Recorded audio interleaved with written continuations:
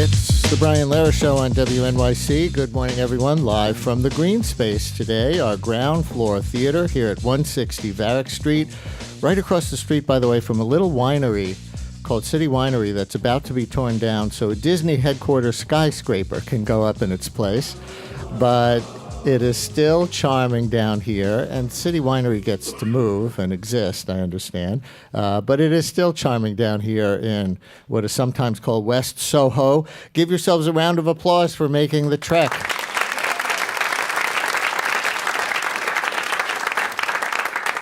Audience, if I say the word tabloid, what's the first thing that comes to mind? Shout it out. Inquirer. What? Inquirer. Oh, Inquirer. Yeah, I forgot about it. I wasn't even thinking about that. Okay, Inquirer. What else besides Inquirer? New York Post. New York Post. Trashy news. Trashy news. I thought you were all going to say iPad. Rupert Murdoch. I thought you were going to say iPad. How many of you grew up reading New York City tabloid newspapers? Jonathan, not that many. Too many. Interesting, yeah. Interesting. Which maybe shows the age of the crowd, or maybe a better question is, how many of you grew up reading the New York Times? Yeah, more, but how many of you grew up reading news online? How many of you were ever readers of Pete Hamill or Jimmy Breslin in the old tabloids? See, more people than grew up reading the tabloids know Jimmy Breslin and Pete Hamill. They wrote for magazines and a lot of books, too. So True. Yeah. Well, you weren't the only ones who were fans of Pete Hamill and Jimmy Breslin. They were also a big deal to Spike Lee. Back in the day, I mean, you would buy the paper to see what Jimmy Breslin's saying, you know, what Pete Hamill. I mean, these guys were like superstars. They were able to connect, and that's why people saw them as the voice of true New Yorkers. That is Spike Lee, nominated for Best Director Oscar, by the way, for the first time, but appearing there near the beginning of an HBO documentary running now called Breslin and Hamill, Deadline Artists. We will hear more clips as we talk to the filmmaker, a top journalist and columnist in his own right, Jonathan Alter, Daily Beast columnist, NBC News and MSNBC contributor, author of books, including his 2 on the Obama presidency and The Defining Moment, FDR's 100 Days, and The Triumph of Hope. So we will get the pleasure of talking to Jonathan about today's headlines, maybe how the Green New Deal looks to someone who wrote a book about the original one, and about Pete Hamill and Jimmy Breslin and the journalism of yesterday and today. Please welcome Jonathan Alter back to WNYC.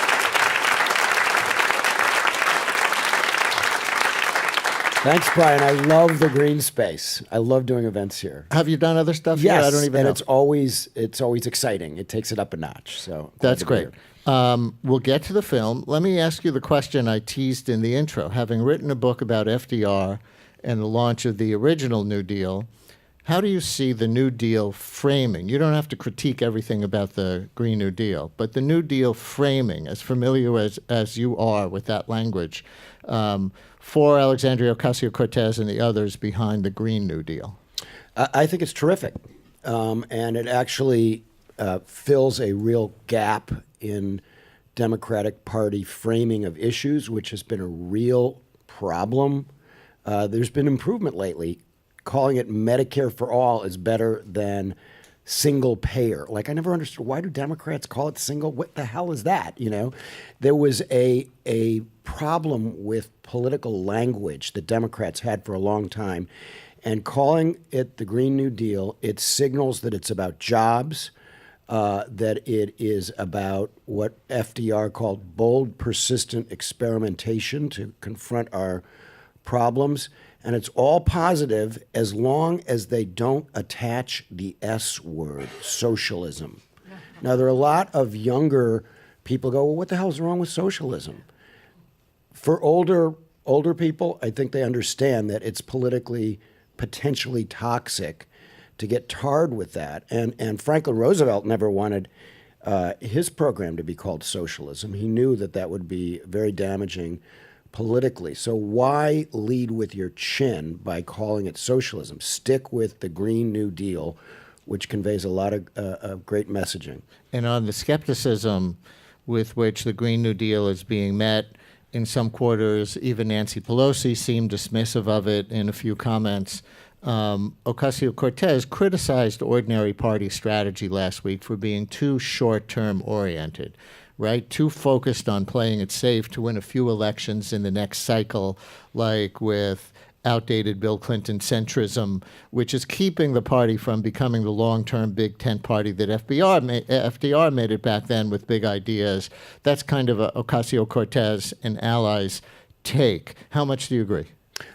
First of all, I think she's a great, fresh voice in the Democratic Party and in our politics in general. And I think thinking big and thinking long-term and in a visionary way is very positive. Now, the Republicans think they're going to pull the Democrats into a trap, and Mitch McConnell said he wants a vote on the Green New Deal. The Green New Deal, there's not really anything to vote on because it's basically a visionary document. It doesn't have a lot of specifics. Well, they did introduce a resolution in the House, right? Like you say, it's Right. not a set of bills that actually enacts policy or has a budget or anything, but it is a resolution for the sense of the big ideas in the Green New Deal. And now Mitch McConnell, as he sees it, is calling their bluff, and he wants to get Democrats in the Senate on the record, either rejecting this because it looks too radical to them or embracing it, and then Republicans will run against them on Well, it, I'm right? not sure that's going to work for the Republicans. You know, people are so traumatized by what Spike Lee calls Agent Orange, that they actually think that, you know, the Republicans, they're always smarter politically, they always have it figured out. This president, I actually like Elizabeth Warren's description of him too, the large orange elephant in the room. He is at historically unpopular levels. He has never broken 50%. He hasn't even broken 45%. There has been no president since the beginning of polling who has ever been as consistently unpopular as Donald Trump. So I think only now are Democrats starting to realize that, he isn't always that smart politically. And he just can, I think of him like a basketball player who can only go to his right. He has no other moves. And that's not enough. His base isn't big enough. So I think they should go. Although in 2016, he was the most, according to polling, correct me if I'm wrong on this, but my memory says he was the most unpopular candidate ever to run for president, Right. even including by a few points Hillary Clinton, but he won.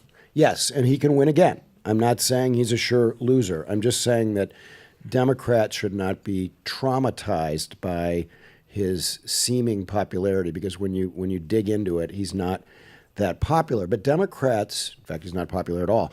Democrats do have a history of forming a circular firing squad and applying purity tests, which Franklin Roosevelt never would have passed, because he would have been seen as a moderate. He didn't. For instance, they wanted him to take over the banks in 1933. This is some of what I write about in The Defining Moment. There were a lot of liberals from New York in particular who were sure that he should take over the banks. Just like in 2009, Barack Obama, he's a sellout because he didn't take over the banks. And both Roosevelt and Obama resisted that, as well as some other things from the left. So it's important that there not be litmus tests, or as Sherrod Brown says, I'm not going to take any lectures from people on what it means to be a progressive. And it's very important that progressives, and all the Democrats define themselves as such, allow for some room for people to disagree on, say, what would be in a Green New Deal. The only way that becomes dangerous politically for Democrats is if it has politically unpalatable things in it. And that resolution, I don't think, does. It has some rhetoric that kind of extends it to diversity issues and other sort of traditional democratic issues that don't really have much to do with climate change. I think that was probably a mistake. But it avoids having a carbon tax in there. If they'd had that, which I think we need, but that would have been leading with your chin. Look what's happening in France, So there's some political cunning behind this Green New Deal on the part of AOC and also Senator Ed Markey, who is the main Senate sponsor of the Green New Deal. Listeners, if you're just joining us, my guest is Jonathan Alter here in the Greene Space. Jonathan from MSNBC and The Daily Beast, and now an HBO documentarian. And so here you are, a renowned national political analyst who writes about the national condition and writes books about presidents and history. And you made an HBO documentary about two columnists from the New York City tabloids. How come? Well, first of all, I have two co-directors and co-producers, Steve McCarthy and John Block, and we spent more than 3 years on this. This is a film about speaking truth to power, which we think is, a very important message right now. Donald Trump is only in it once, and it's from 30 years ago when we're going to play this clip. Yeah, so okay, no spoilers. I won't get ahead of myself. But so. We have a tremendous number of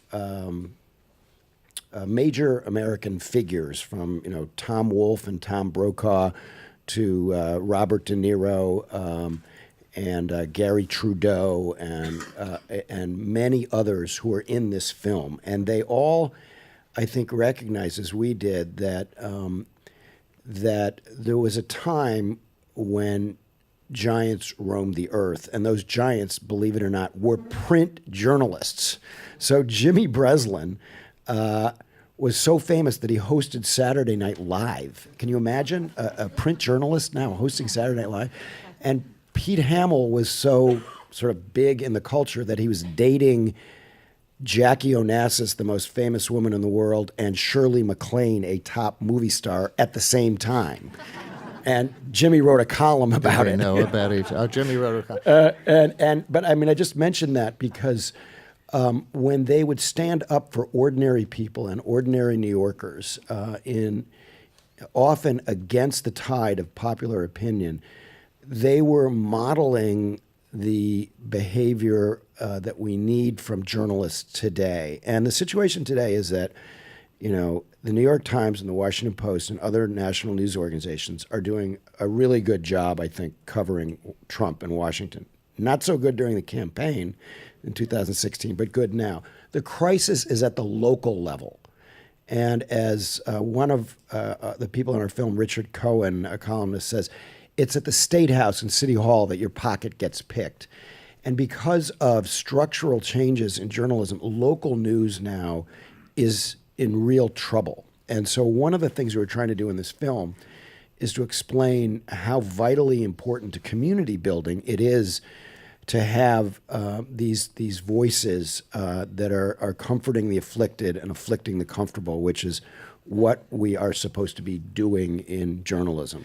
So here's a clip from the film in which an actor playing Jimmy Breslin reads from one of Breslin's columns from the 1980s about a very high-profile incident back then when a white guy on the subway named Bernhard Goetz, being hassled for money and who had previously been mugged, shot 4 teenagers of color who had approached him.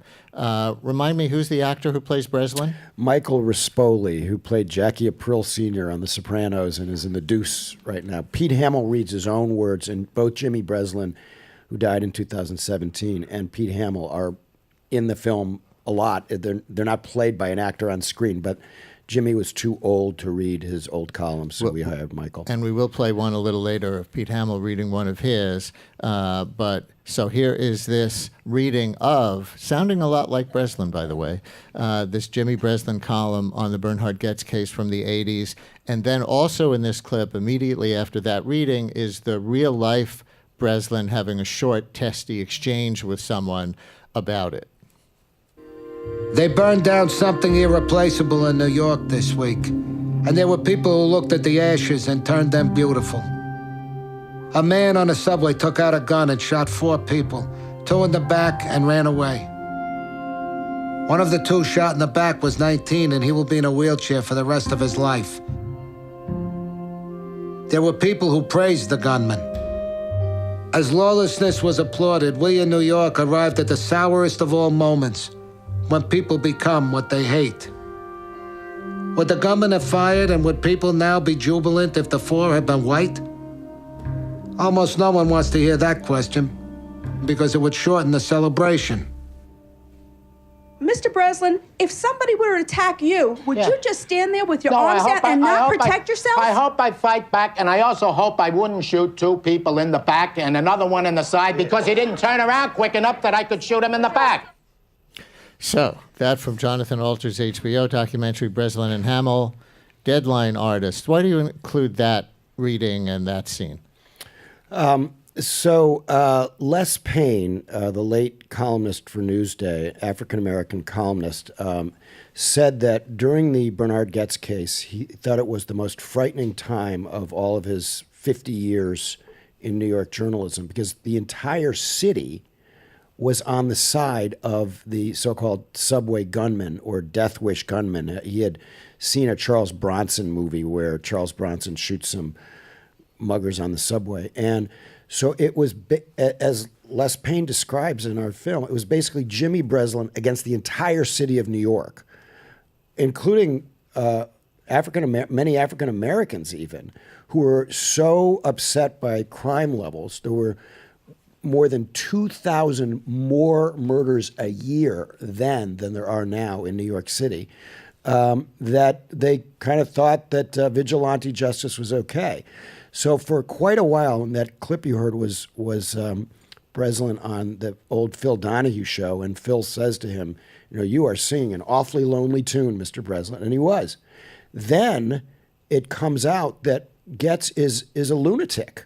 And he actually is on tape in custody saying, if I'd had more bullets, I would have shot them over and over and over again. I would have unloaded every bullet I can. He just wanted to kill black kids. And those clips were in the film, too. And basically, I mean, I think we all know from Ferguson and other more recent cases that this is an issue. But 30 years ago, our guys were standing up in ways that most people were not. So listeners, who was a Pete Hamill or Jimmy Breslin reader and wants to say anything about them, or maybe a working journalist inspired by them in your work, 212-433-WNYC, 433-9692, or who has a question for Jonathan Alter about Breslin and Hamill, or journalism then and now, or about original New Deal versus the Green New Deal, or anything in national politics that's in the news right now, 212-433-WNYC, 212-433-9692. His documentary, Breslin and Hamill, Deadline Artists, currently running on HBO and HBO On Demand through March 4th. By the way, you can watch the Brian Lehrer Show when we're in the Greene Space. If you want to see a live video stream of this show, and you're merely listening on the radio right now, you can go to WNYC's website or WNYC's Facebook page or the Greene Space website. So we'll also hear a clip of Pete Hamill reading from one of his columns about Donald Trump. But first, here's a Trump clip from back in the day that sets it up, and this is the one you were referring to before. Remember, after the Central Park Five were arrested for raping the woman who became known as the Central Park Jogger, Trump called for them to get the death penalty despite not having even allegedly committed murder. And back then, in 1989, Donald Trump said this. You better believe that I hate the people that took this girl and raped her brutally. You better believe it. And it's more than anger, it's hatred. And I want society to hate him. I want society to hate him. By the way, here in the Greene Space, you can raise your hand if you have a question for Jonathan. We'll come around with a microphone. Jonathan, it was bad enough then when he said that. It's so chilling now with him as President of the United States, still selling hate from the White House as a political technique, and as we heard in that clip, as a positive American value. How does it make you feel knowing that stuff sells? Well, first of all, just to finish the story of the Central Park Five, as Spike Lee points out, 13 years later, another man confessed to the crime and his DNA matched. So if Trump had had his way, 5 young African-American and Latino men would have been executed for a crime they did not commit. Think about that for a minute. We have a president of the United States who was willing to kill people who it turned out, had not committed a crime. That tells you everything that we've learned about his contempt for the rule of law, contempt for our Constitution. It began a long time ago. And I think it's useful to have some historical context about these guys. A lot of us in New York have been following him for years, but for a long time he was sort of a joke. And I think reminding people that even then he wasn't a joke, he was a menace, helps us understand a little more what we face now. But I want to stress was that, by the way, Obama's line at the White House Correspondents' Comedy Dinner that got Trump so enraged? People are hearing you might run for president, and they're asking, will you run as a Democrat or a Republican? I know you'll run as a joke. Yeah, and that, a lot of people who know Trump say that's why he ran for president. Just this guy who in his State of the Union address, last week said, oh, we've got to get past revenge politics. Well, he invented modern revenge politics. He ran for president to get revenge over Obama joking about him at the White House Correspondents' Dinner and made up these lies about, his birth certificate, which is what brought him into politics. So I just want to stress that Breslin and Hamill, Deadline Artists, is not a Trump film. Like what you heard is basically what you get from Trump, and it's actually a very funny and ultimately tragic film because of things that happened in Jimmy Breslin's personal life. But we did want to remind people that some things never change. And there's another soundbite from Pete Hamill, one of his columns, where he talks about. Are you going to do that I think one? That's what we have. Oh, I'm sorry. I'm getting ahead of you. No, we're just. I didn't know whether you had that or not. We have mind meld. And wow, we're we thinking really about, do. Thank you. So here is Pete Hamill reading a column of his about Trump. Now, Jonathan, was this from 30 years ago, or was this a more recent one looking back? Do you know? This one was from just a few months after the Central Park 5 case. Okay. Snarling and heartless and fraudulently tough, insisting on the virtues of stupidity, it was the epitome of blind negation. Hate was just another luxury. And Trump stood naked, revealed as the spokesman for that tiny minority of Americans who lead well-defended lives. Forget poverty and its causes. Forget the degradation and squalor of millions. Fry them into passivity. So that's Pete Hamill, the real Pete Hamill, who is just a very soulful presence in our film. And Jimmy and Pete were both these Irish-American columnists, but they were very different, as the comedian Colin Quinn points out in the film. They had very different styles and approaches. And Pete was also foresighted in when he was, for instance, reporting on the Kent State shootings in 1970. And he wrote a column where he talked about how the slovenly rhetoric of a president, Richard Nixon, who put Pete on the enemies list, can lead to violence. And that's where I think we're going now today. We just saw at this event in El Paso that a Trump supporter attacked a cameraman from the BBC. We're going to see more of that. And I just pray that none of us in journalism are killed, but we will be assaulted, because that's what happens when you have a demagogue who is trying to use hate and calling us the enemy of the people, which is an old Stalinist line. And when you stigmatize a group of people as an enemy of the people, they're no longer your opponents or your adversaries. What do you do to your enemy? You attack them, sometimes physically. So we're going down a pretty dangerous road. But one of the things that's interesting is that a lot of this does resonate from the Nixon administration. And Agnew attacked Pete Hamill personally, the, quote, irrational ravings of Pete Hamill, and a lot of other journalists in ways that we find sort of amusing now, because William Safire wrote, funny lines for him, like calling us nattering nabobs of negativism, is what Agnew said about the press. So that's nicely humorous alliteratively, but But at the time, it was also kind of scary. So in some ways, we have been here before. Let's take a question from here in the Greene Space. Hi there. Hey, good morning. So I don't know how many of you got to see Howard Schultz last night, but I thought I had a pretty strong idea that I like this Green New Deal. And then some of the metrics that were applied, I said, well, I don't know anymore. Do I like or do I not like? So I did not see Howard Schultz last night. Did he do a town hall meeting on CNN, something like that? Yeah. So, for example, he said, I think one of the metrics, he said you'd have to modify 3,000 buildings a day. I think 3,000 a day. Another metric was the cost of the program would have been, I mean, it's something like it would bust the budget. So it's not that new. We want to do everything very quickly, very well, and we can't afford it. And Jonathan, a number of people are seizing on this idea that it would require retrofitting every building in America, something like that.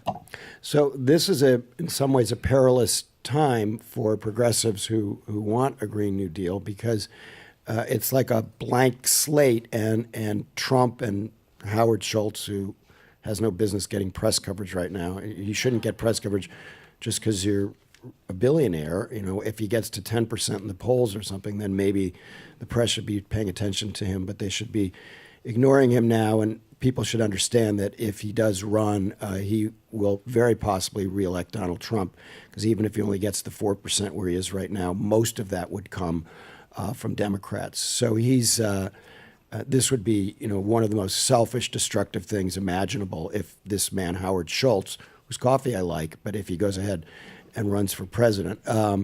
But what he's raising is important for Democrats to think about, because you've got to have a smaller target of opportunity for the other side. And if McConnell and Trump and others can make this Green New Deal into a negative, that would be a real problem. So progressives have to say, no, we don't have anything in there that says you retrofit 5,000 buildings a day. These are aspirations. And, when John F. Kennedy said, we're going to go to the moon by the end of the 1960s, people didn't say, well, if you do that, it's going to cost X, Y, and Z. First of all, 9 years earlier, you can't even guess at what it will actually cost. The cost of retrofitting buildings could come way down. None of these numbers that are applied to it by the left or the right have anything to do with reality. So the whole Green New Deal should just be looked at as a way of focusing the attention of the country on climate change and job growth at the same time. Let me take a phone call from Julie in Hastings on line 2. Julie, you're on WNYC with Jonathan Alter. Hi there. Hi, Brian. Thanks for taking my call.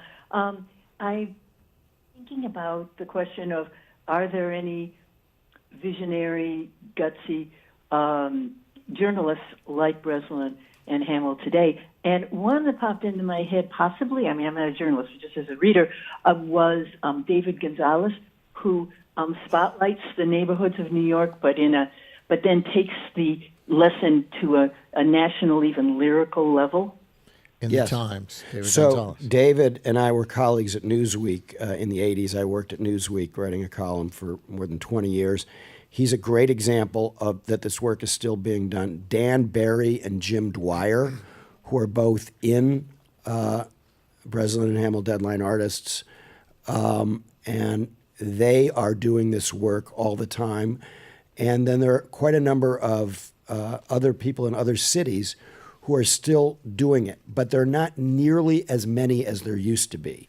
And so, if they say there are a million stories in the naked city, a lot of those stories are not being told. And we're all poorer for that, that we don't have this vibrant local news. And you have these private equity firms that are buying up local newspapers, closing them or radically cutting their staff, and then selling off the real estate.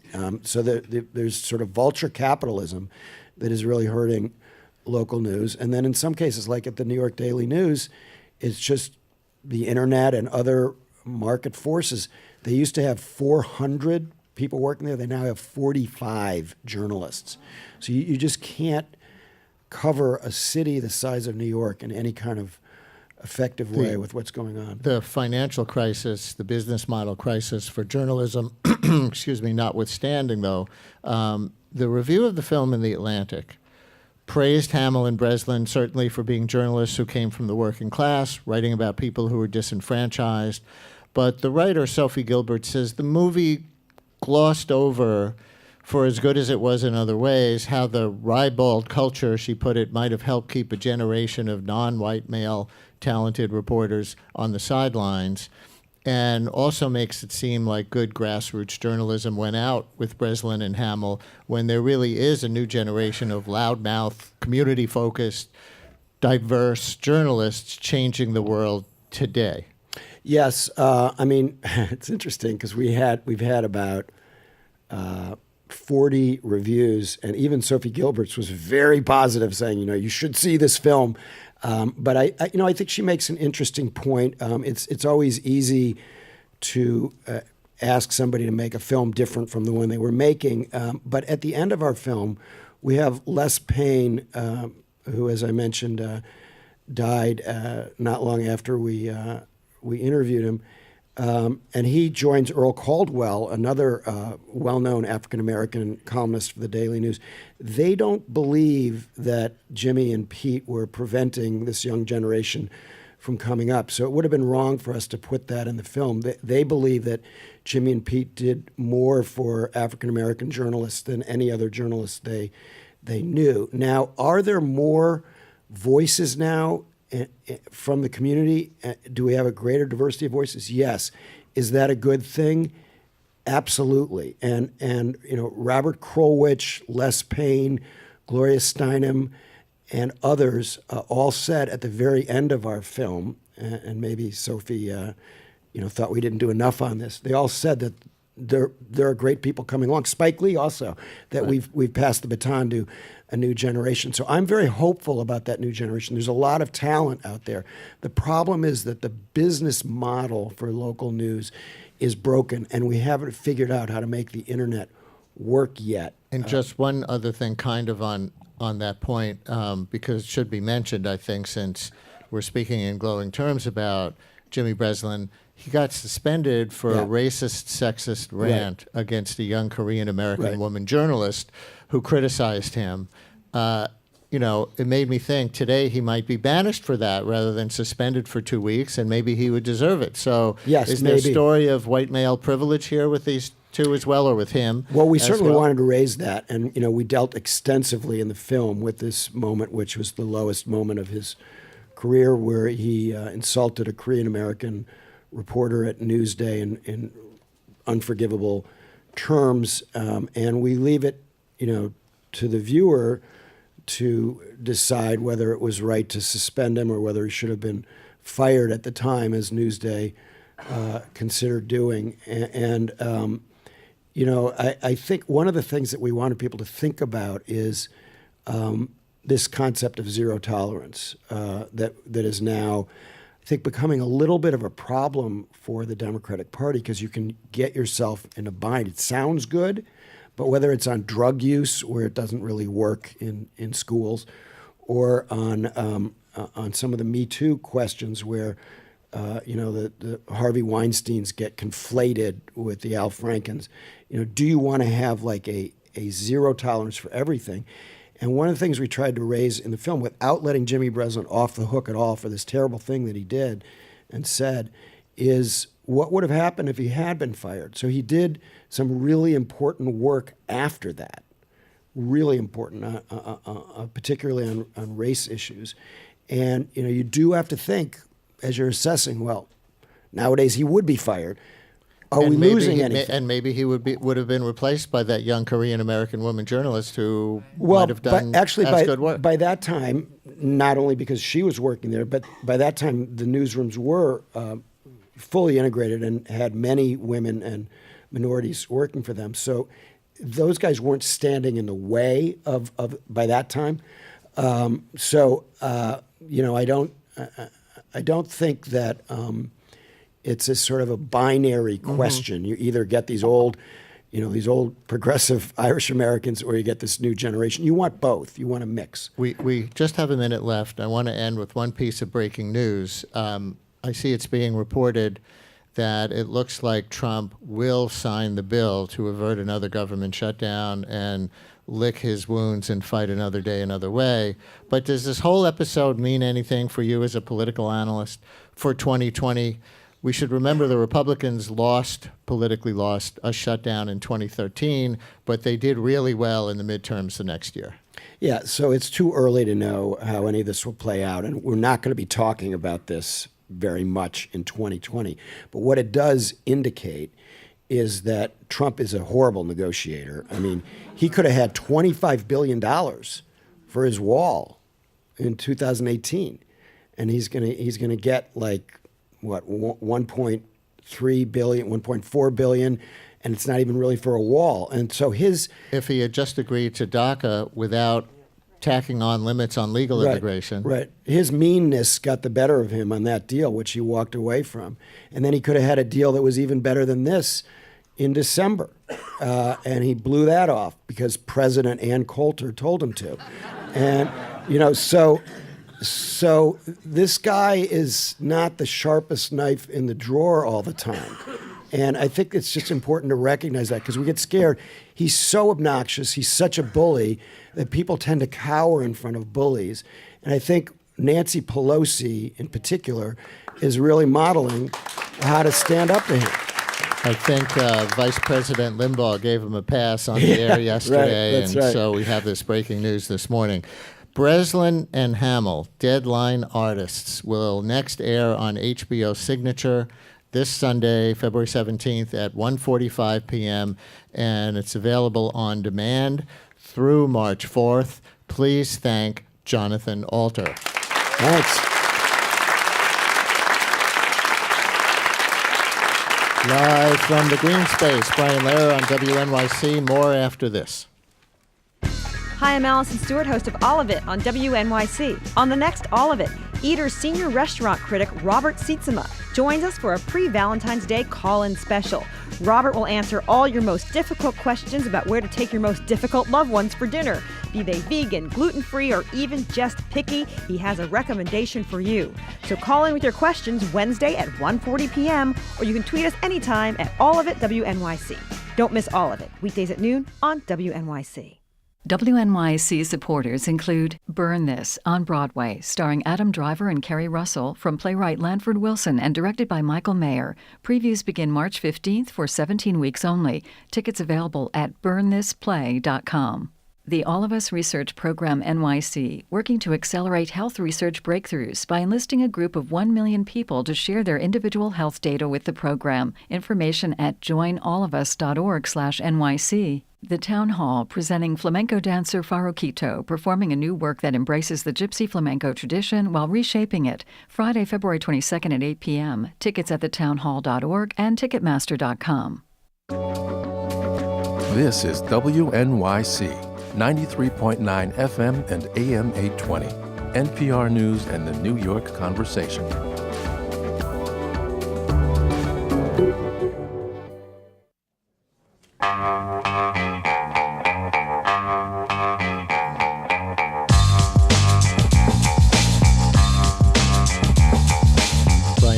WNYC, live in the Greene Space. And remember, when we're in the Greene Space, you can watch the Brian Lehrer Show as well as listen. Just go to the live video stream on the WNYC webpage or the Facebook feed or the Greene Space webpage or Facebook feed. And yesterday, New York City took what could be a big step toward integrating public schools. 5 years ago, many people were surprised when a UCLA civil rights project found New York City to be the home of the most segregated schools in the nation. Think about that. Not even Alabama or Mississippi are more segregated according to the way they measured in that survey. But yesterday, Mayor de Blasio's task force on school desegregation released initial recommendations for a new set of changes. The School Diversity Advisory Group, which was made up of 40 people, that's a lot of 40 people, a lot of people to get to a consensus with, urged leaders to move more ambitiously to create schools that match the city's diversity. Now, as our listeners know, this is one of the most contentious issues right now. The city is already facing a lawsuit and accusations of racism against Asian Americans for its plan to diversify the city's elite high schools. So here to talk about this are WNYC education reporter Jessica Gould, and she's joined by two people from the Mayor's Commission, Matt Gonzalez, director of the School Diversity Project at the education group New York Appleseed, and City College student and chief of staff of the group Integrate NYC, Franzi Luzencourt. Thank you all for being on the Greene Space stage. Good morning. Thanks for having us.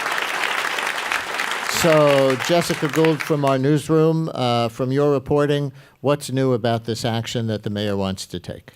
So I think one thing that's new is how direct it is. The previous report from the administration a couple years ago didn't even use the words integration and segregation. This does, and it explicitly says that integration is beneficial to students. That's a major step for the city and for the administration to be vocalizing that. The other thing that I think is new and interesting is the scope of how they define integration. This is something that Matt and I have talked about.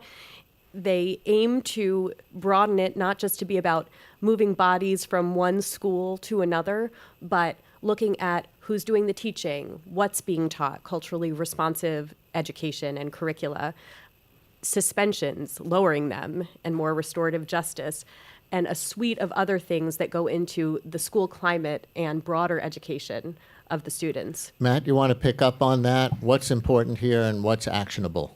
Sure. So I just want to make very clear, none of the members of the advisory group work for the mayor, and so this is a very independent process from the mayoral structure. And so what happens from kind of yesterday to going forward really will be dependent on Mayor de Blasio and Chancellor Carranza. We're super hopeful they take everything that we've written and all the recommendations into account. And so part of, really to kind of touch on Jessica's point, there's a history of desegregation efforts that happened in this country that were really just strictly about moving bodies. And in many of those cases in the South, because the northern cities did add very, very little to nothing to support integration and have insulated themselves, which is why New York City is one of the most segregated. But many of the efforts that happened really were just about importing black and brown kids into white spaces.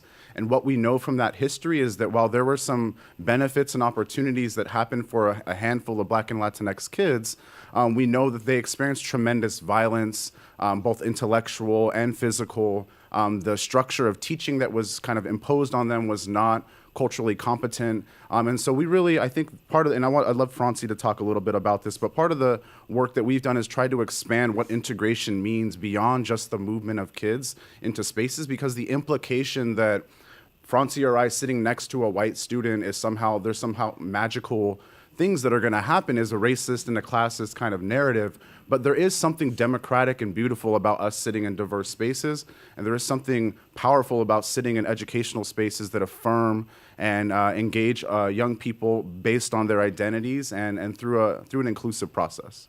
Franzi, you want to pick it up? Definitely, and I echo the sentiment that it's more than just about the movement of bodies. If you look at the preliminary report, it shows that we have defined something called real integration. And that's something that Integrate NYC and the students across the city have been spending time developing and what that looks like. And we believe that this is the way for integration to become successful and for it to move beyond just the movement of bodies by taking into account the relationships between the groups of students and of space, and how we acknowledge the cultures and identities of students of color and the trauma that they may face from within their communities, and how we can adapt for that in the educational space, as well as looking at restorative justice practices and how we can look at segregation not just from who's here and who's there and who's in what classroom, but also who's being removed from the classroom by policies that of punishment, right? And we also look at socioeconomic status, language learning, and essentially we have developed a 5R platform: representation, race and enrollment, relationships across groups, resource allocation, and restorative justice. And we believe that when you have a 5-prong approach, one that takes into account each and every part, we can have an integration that is progressive, is meaningful, is impactful, and it'll build on what has been started 65 years ago and have a positive and long-lasting impact. Francie, can I ask you about your own experience a little bit and how much it informed your views and your interest in participating in this advisory group? You're currently an undergrad Yes. at CUNY, right? Yes. Did you go to public schools in New York City? Did you come up through the system? Yes, I graduated from public high school in South Brooklyn in 2016. And was there anything, either looking back or as you were coming up through it at the time, that informed what you feel is important in terms of this effort? I mean, definitely. I know I've been with Integrate for a couple of years, and one of the biggest pieces that I advocate for include relationships across group identities. And that's because I did go to a high school that was predominantly white, and I understood the type of relationships and tensions between students of color and white students within the classroom. And I also participated, thanks to Integrate NYC, in a school exchange, and I looked at a school that was the exact opposite demographics in the South Bronx. So from that high school experience, I was able to look at what different schools look like, what different schools had access to. Why did I go to a school that was predominantly white, where in the neighborhood houses can go for a couple $1 million? We had 30 MacBooks in each classroom, whereas there's a school in the same city in the South Bronx that are still using projectors and writing on boards in 2016, and they didn't necessarily have access to that technology. So I would definitely say my high school experience informed me. It gave me great insight as to how the education system really works, and basically looked at access from a personal perspective. And I know you've all emphasized that this plan is not just about moving bodies to put white kids and kids of color in the same room, but it's somewhat about that. And I'm curious if your experience, having come up in a mostly white school, makes you think, oh, we need more of that because I benefited from that, or that's kind of missing the point. I mean, I would personally say that's missing the point, although I can definitely say that I have had the privilege of those economic access and opportunities because I went to a school that's predominantly white. My question would rather be, why did I have to wake up at 6:30 and travel an hour and a half to a different neighborhood, to a school that had people that didn't necessarily look like me, to receive those opportunities? And if I was not fortunate enough to score high on standardized tests and do well in middle school to get into that school, what would my path been like? Would I be sitting here today speaking to you if I went to a school that was across the street from my house? Matt, do you want to continue on that point? Yeah, so Francie, I think, eloquently described kind of the tension there. And so, like, there's something very powerful and democratic about creating diverse educational spaces, and that's part of the commitment that we have toward this work, and I think, and I'm hopeful, elevates from this report. But there's also a law that states that all kids are supposed to receive a sound basic education, and that law has not been followed for over a decade. There's also priorities and push in the city among advocates and communities of color for culturally responsive education. And so part of this work is really about thinking through, what does segregation actually look like? The narrative we have is that, oh, it's these poor black and brown kids segregated in their schools. But in New York City, the school demographics are such that around 15% of the students are white. So when you have a school like Francie's, which was, I believe, over 60% white, you start to see that as a white segregated enclave. And so there's around 110 schools across this city that operate as enclaves of privilege, where through screening and other selective or exclusionary admissions methods have excluded students of color and operate as these kind of spaces where opportunity and privilege can be concentrated. And so there's intense concentrations of privilege and vulnerability, and what the report we're calling for is really just about representation, ensuring that all schools in every community serve all kids and reflect the diversity of our communities, not just by race and class, but by linguistic diversity, by religious diversity, by the very rich diversities that this city has to offer. And right now we're not doing that, and in many ways it's a very intentional choice that has been made in this city. Listeners, if you're just joining us, we're talking about the initial recommendations of the School Desegregation Task Force that Mayor de Blasio had impaneled and came out with its recommendations, at least initial recommendations yesterday. The School Diversity Advisory Group made up of 40 people, and we have two of them here. Matt Gonzalez, director of the School Diversity Project at the Education Group, New York Appleseed. He was just speaking. And Franzi Luzencourt, who is a City College student and chief of staff of the group Integrate NYC. And we have WNYC's Jessica Gould, who's reporting on this. Listeners, we could take a few phone calls if you have questions or comments. 212-433-WNYC, 433-9692. And audience here in the Greene Space, same as before, raise your hand and somebody will come around with a microphone if you want to participate. Jessica, I see the report recommends that districts, the various school districts and neighborhoods around the city, come up with desegregation plans. Who's required to do what under mayoral decree now, and who's just being asked to do what? My understanding is that right now people are just being asked to come up with plans. You can say more about that. But I wanted to say that one of the shortcomings that some of the advocates who've criticized elements of the report have pointed out is that it doesn't go far enough on issues of enrollment and admissions as something that keeps schools segregated. And these other 9 districts are supposed to come up with their own plans, but it's not clear exactly how they will do that or who will be holding their feet to the fire to do it. And the other thing that people have been talking about is that there wasn't enough about abolishing screens altogether as an instrument of segregation or addressing... Screens meaning admission processes for different schools? Right, and selections on who gets in. And I think the other issue that people have talked about is gifted and talented programs. These things that select for students and then contribute to segregation in these schools. Well, are you against that altogether, Matt? Like, would the ideal system for you be all the names of every student in New York City is put into, like a random number generator, and then people go to the schools with, whoever they're picked, along with, and all screens, as they're called in this context, are abolished, and that would be race, class, IQ, anything else that they use?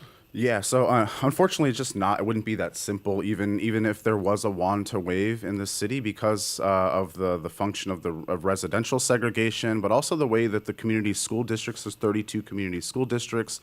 Those were drawn, I believe, in the 60s or 70s by folks who had very specific intentions to segregate the city beyond just the residential segregation. So, a kind of an open enrollment with like weighted lotteries would not necessarily work, and so that's part of why.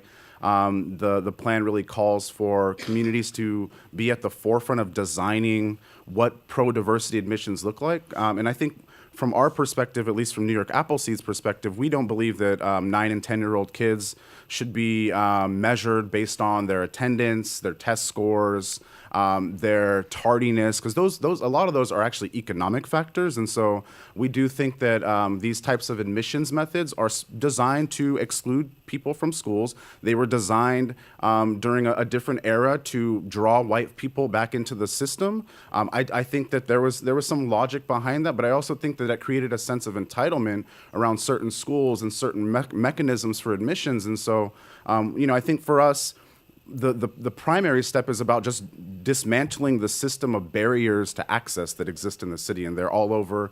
And so I think there's some strong language in the report around gifted and talented programs, around screened admissions. But because the report is already 108 pages, not counting the appendix, if we were to build in recommendations specifically around these other kind of admissions methods, it would probably have been a 200-page report, if not longer. And we also felt that the town halls we did, the engagement with community engagement we didn't necessarily focus on these very kind of hyper-specific issues. And so part of our process between now and our next report is to really do more community engagement. And that, I think for us is really a priority because as many have seen, the backlash to the mayor's specialized high school proposal we didn't want to necessarily walk down that same path. And so we're really committed to engaging the community in an authentic way so that the recommendations we do make about screens and gifted and talented are fully informed by the public. Let's take a phone call. On line 8, Veronica in Soho. You're on WNYC. Thank you for calling, Veronica. Hi. Veronica, you there? Maybe we don't have Veronica. Maybe we should try another one. How about line 10, Mercedes in Brooklyn? Mercedes, can you hear me? All right. I guess we have some phone trouble. We do have a question here in the Greene Space. Hi there. Hello. I'm a former educator, guidance counselor, and recently I started to do some work with junior high school students for high school admissions. And what I have found, and I'm not sure if this report bears it out, is that many of the students, I worked with 2 students, and one of the problems that I see, and I grew up in a long time ago and went to school a long time ago, where you went to one high school. Now we have these specialized high schools of math, science, law, and many of these students, the criteria to get in there is pretty high. So that, I think, contributes also to the segregation. And what has happened is the 2 students that I worked with stayed locally in schools that perhaps were not at the level of the others because they had to travel. So how is this being addressed in this report, and what recommendations are being made so, they don't have to travel like they used to, shipping bodies over to different schools just to segregate, Jessica, integrate. do you want to take this? Well, I think the concern, and I'd love to hear from you guys on this, but I think the concern is that this report doesn't address that enough. It doesn't address the sorting that happens as a result of these selective admissions processes. I understand that the second report that's going to come out by the end of the year will have more recommendations and perhaps stronger recommendations on that. But I did talk to a student with the group Teens Take Charge yesterday who was saying that she feels a real urgency around this because since the UCLA report came out 5 years ago, a whole cohort of students have moved through the high schools, and there hasn't been a meaningful change, to her eyes, on the experience from an integration standpoint. Would you, Francie, like to see no screens? I mean, I kind of echo similarly to Matt Gonzalez's point about we can't necessarily do something that's swift. I think it has to be, more things have to be taken into account. And also I would kind of say, when it comes to school admissions, kind of what I was talking about earlier with my experience with traveling and I would have to a different school in the schools in my neighborhood is that I think a lot of times we focus a lot on making sure students can go to this school or that school, but I think something that needs to be included in the conversation when it comes to this diversity and improving equity in education overall is what can we do to ensure that schools across the city are equitable and provide students a sound and basic education like the law says, instead of necessarily getting too hyper-specific and making sure that this group can go to this school or that can go to that school. I think that's something that needs to be included in the conversation. What can we do to ensure that? As we talk about the new diversity and integration blueprint that came out from the de Blasio administration yesterday. This is WNYC FM HD and AM New York, WNJT FM 88.1 Trenton, WNJP 88.5 Sussex, WNJY 89.3 Netcong, and WNJO 90.3 Toms River. We are New York and New Jersey Public Radio, and I think we fixed our phone problem, so let's try Mercedes in Brooklyn again. Mercedes, are you there? Yes, I'm waiting patiently. Thank you for your patience. I think we got you now. 2 points. I was on the school board of a school right across the street from the Brooklyn Academy of Music. Many of our students went to Brooklyn Technical High School and went on to become lawyers, doctors, what have you, plumbers. As soon as there was a large population of people from Asia, and that surrounding area, suddenly the criteria was no longer that you had to live within a certain radius. They opened it up all the way to Queens and gave the students from China, Korea, these countries first preference, in spite of the fact that we had students who scored very high also here. So that's one of the issues, how they change to accommodate certain groups. Okay? The second thing is I would like to see a greater representation of other cultures in the staff at the schools. I have friends who have been in the system for over 30 years, and there's a lack of sensitivity, as someone addressed there, about issues, let's say, in the black community, the Hispanic community. When students arrive at school, they are treated as though they are coming from upstate New York with affluence. So I would like a cultural diversity among the staff also. Thank you, Brian. Keep up the good work, and I'll give you a trip to Costa Rica one of these days. Thank you very much. I've been there twice. It's one of my favorite places in the world, actually. So, Matt, to Mercedes' second point, staff diversity, faculty diversity is part of this report, right? Absolutely. So one of the kind of historic losses of the desegregation efforts of the South was the mass firing of black teachers, which this country has never recouped those educators.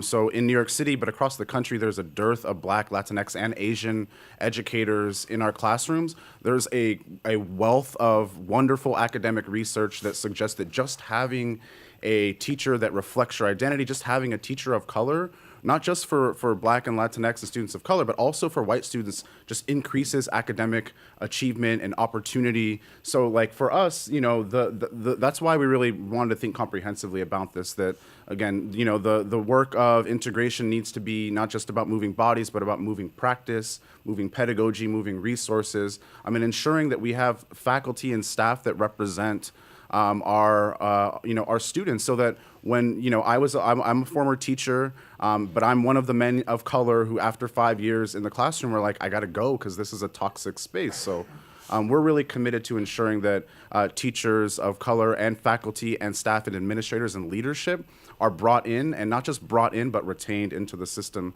so that we can have a holistic educational space. We have another question here in the Greene Space. Where is that? I'm not seeing the microphone. Oh, back there. Hi. Hi. So it seems like one of the main issues is figuring out which schools students are going to be going to and how they get into those schools, and that there's a lack of kind of a baseline for what the schools are provided with as far as technology, like you were saying. Does it seem like maybe one thing that would help would be like, instead of focusing on where the kids go to school, more keeping kids local to home, so that issue is kind of taken away, and making sure the schools in those neighborhoods have enough diversity within the school itself, so that you can go to whatever school it is, and if you're really good at math, you go to this certain classroom instead of a whole different school. So that's just a thought. I mean, I would definitely say that we shouldn't, the first thought that we think of when it comes to diversity and desegregation, I definitely do agree that it shouldn't necessarily have to take people to these far distant communities in the city of New York.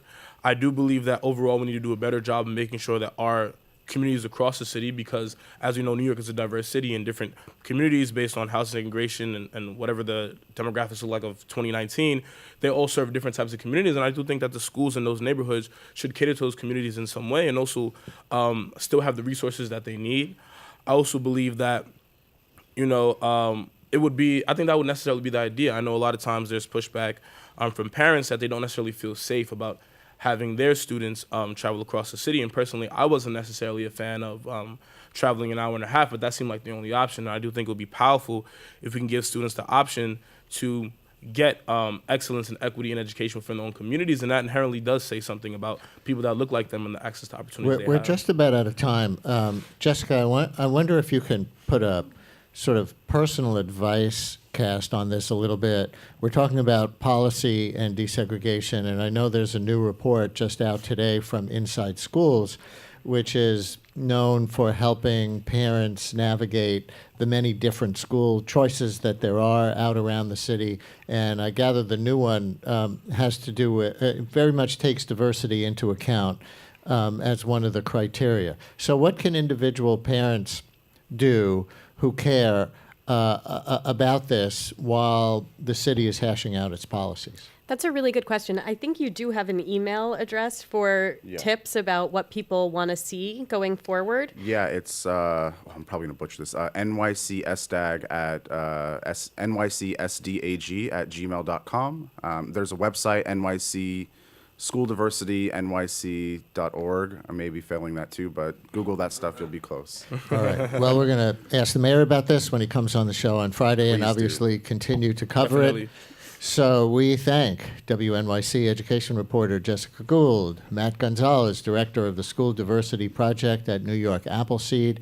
He was on the mayor's desegregation advisory committee, and Francie Luzencourt, chief of staff of Integrate NYC. He's an undergraduate at City College and was also in that 40-person advisory group. Thank you all so much for joining us. Brian. Thank you for having us.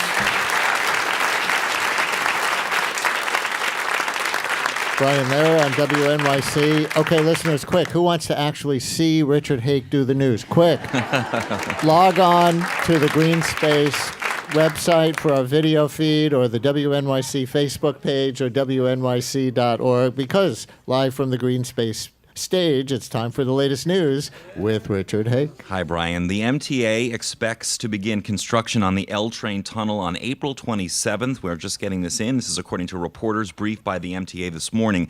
The agency did not say how long it expects the work to last, but predicts 15 to 20 months now.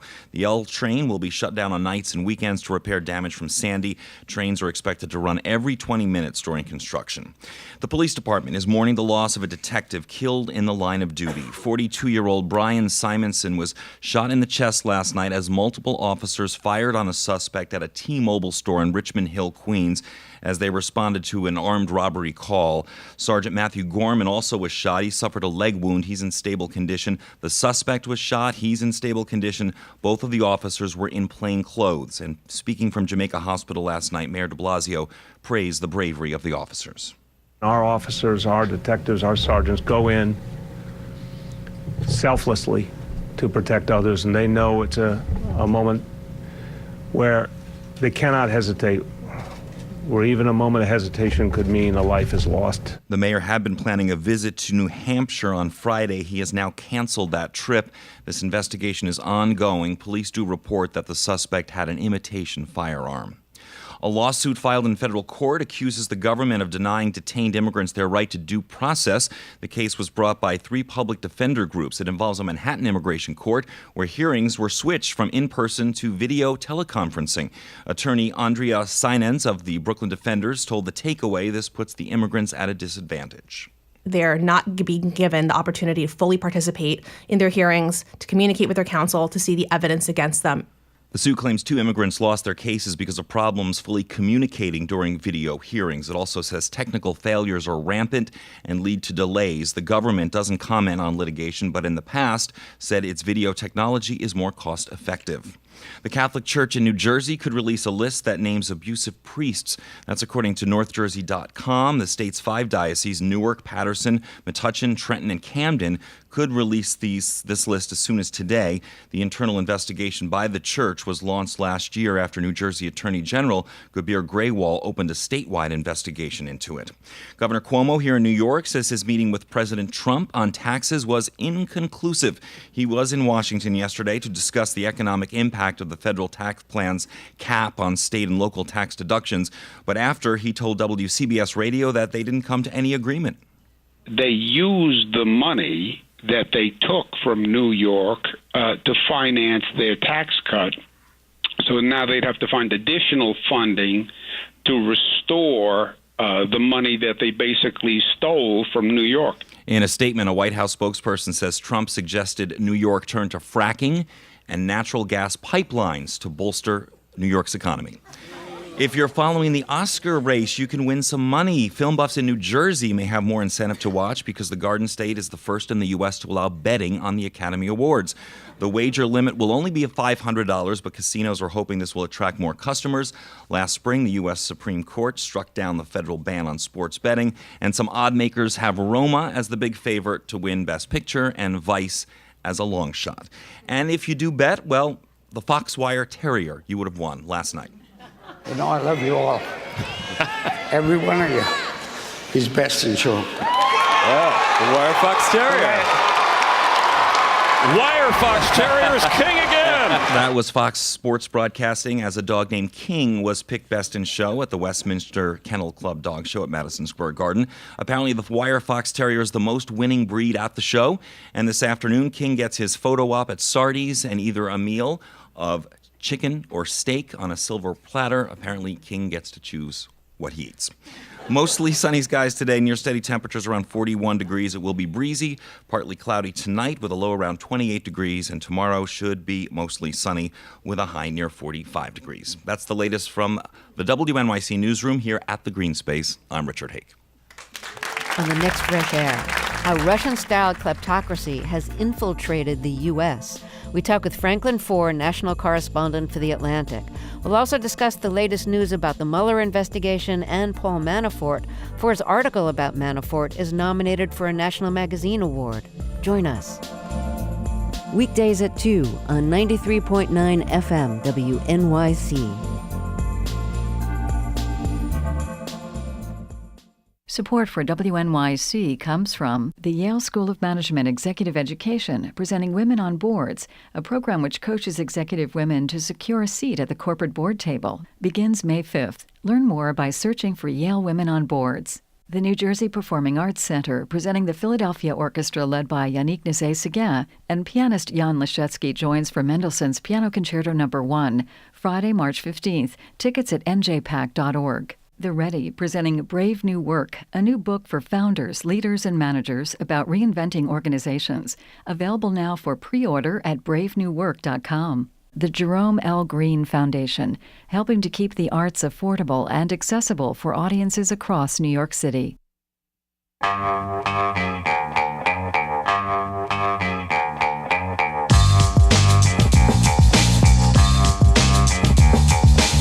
It's the Brian Lehrer Show on WNYC. Good morning again, everyone, live from the Greene Space today. And with us now in the Greene Space, in from France to talk about his new book, the French philosopher and public intellectual Bernard-Henri Lévy, who is so well known in France, he is often referred there by his initials, BHL.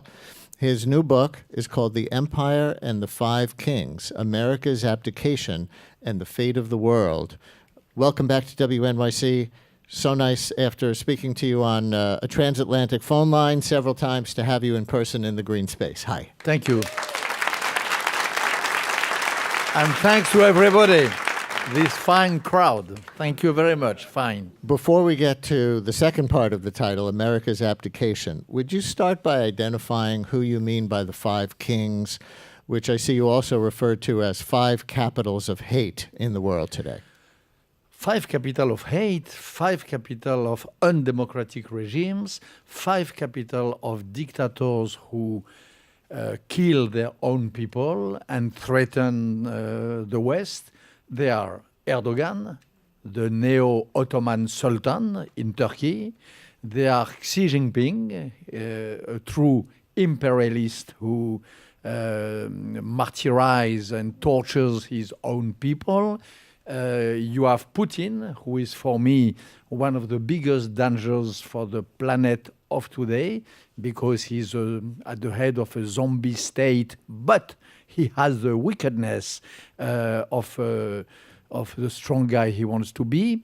You have the mullahs of Iran, Khamenei, and you have MBS, the so-called reformer of Saudi Arabia. We know now his real face. I did not have it when I wrote the book, but I sort of guessed it. My book was published before the savage murder of Khashoggi, cut into 14 pieces, as you know, in the consulate of Arabia Saudi in Turkey. But in a way, the portrait of MBS is in the book.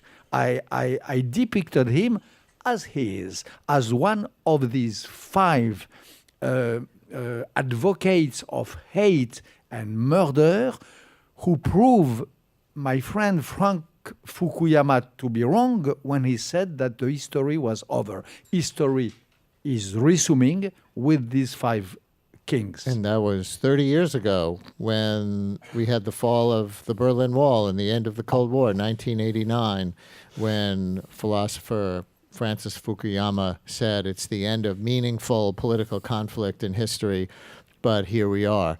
And you see these 5 kings or capitals as being united against the values of the Enlightenment that are part of the idea of the West. And just so we don't take these for granted, Bernard, would you say out loud some of the Enlightenment values that you think are most core and most under threat?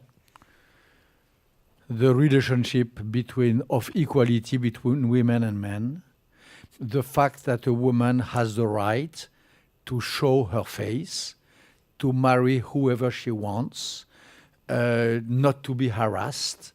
This very principle is under attack in the 5 countries I designate in this book. The right to enter into a religion and to get out of it. Can I just interrupt to say, you know how we tell people to turn off their cell phones before the show starts? You are the naughty boy. Sometimes I am the naughty boy. Today it is you, Brian. I told you never to call me here. That is somebody who is not listening to the show, by the way. Clearly. Somebody who is not there is still someone in New York who does not listen to the Brian Lehrer Show. or who is boycotting BHL. He is wrong, because he would know that these human rights, which consist in the freedom to step in a faith and to step out of a faith, which is recognized in all the enlightened countries, does not work. It means, for example, in the countries which are under the spell of radical Islam. In other words, we have an alliance of 5 kings who are very different, who have different interests, but who are allied with the simple goal of crushing their own people, of weakening America and the West, and of promoting another sort of civilization, which is for me as dangerous as the fascism or the Stalinism. We had the age of Stalinism. We had the age of fascism. My book is to underline the fact that we are facing a 3rd dark age, which is the age of the 5 kings. My guest is Bernard-Henri Lévy, whose new book is The Empire and the 5 Kings, America's Abdication and the Fate of the World. So, America's abdication, what are we abdicating from? You are abdicating. I say you. I'm sorry. I say that with humility, but I do believe it so strongly and with such sorrow. You are abdicating from your creed, from your moxie, and from your values. Listen, yesterday I was looking at the TV and I saw your president saying that there is a state in emergency at the Mexican border. Is he insane? Is he joking? What the hell does this mean? You have in America a state of emergency in front of the Chinese. You have a state of emergency in front of Putin, who is inundating America with fake news, and Europe. This is a state of emergency. There is an emergency to stop the flood of fake news coming from Russia. You have a state of emergency in front of Erdogan, who is about to kill the last Syrian Democrat who were under your and our protection. And to say that the state of emergency is against a few dreamers who want to enter America and to embrace the American values, I'm sorry, this is the exact illustration of the thesis of my book. America is losing provisionally its moxie, its brain, and its greatness. When you say moxie, as a big fan of the United States, you use that word. Many critics would call this moxie over a period of decades imperialism, for thinking we have the right to throw our military around as the biggest superpower. And they would call it often hypocritical with respect to the values you're laying out. for saying we're spreading democracy when really we've supported any dictator practically who will support us through the Cold War and after that end of history, not just Trump? Of course, you supported dictators, and of course, this was very bad. And I remember when I was a young man, the age of some of those who are here, I was demonstrating in the streets of Paris and of Berlin against the Vietnam War, against the napalm sent over the children of... I know that. But today, let's be serious. What is imperialism today? Who is imperialist? Putin is a true imperialist. Ask to the Ukrainian, ask to the Chechen people whose city has been erased from the surface of the world. Who is imperialist? Iran is imperialist. Ask the Kurds. Ask the 3 million of Syrians who have been expelled from their country, who have been massacred, tortured. This is imperialism. Turkey is an imperialism. There is a real imperialism today, which is embodied by Erdogan. So I am a leftist. I am a liberal. I did not change one iota of my creeds of youth. But I must say that I did not change, but the world has changed. And today, imperialism is embodied in the 5 capitals. I'm quoting MBS. Mohammed bin Salman is a killer and is an imperialist when he sends his killers of Al-Qaeda and today of ISIS all over the world to spread terror, savagery, crime, World Trade Center, September 11, Bataclan, and I hope not others coming. What is that? A sort of imperialism of terror. So in the name of the same values today, you have to face these new threats. Audience here in the Greene Space, raise your hand if you want to ask a question of Bernard-Henri Lévy. Listeners on the radio, you can call in 212-433 WNYC 433-9692. When we continue after a break, I'm going to ask you why not all French people feel the way that you do about the United States. They are wrong. I'm right. But how can people call you? Switch off the phone. There is another one, so a secret one. You switch it off. Right after this. Okay. Do you hear that? That's the incomparable Yitzhak Perlman. I'm Alec Baldwin. Please join us for Here's the Thing Live. We'll talk about music and music education and hear live performances from some of the talented students in the Perlman Music Program. Monday night at NYU's Skirball Center. Tickets at wnyc.org/events.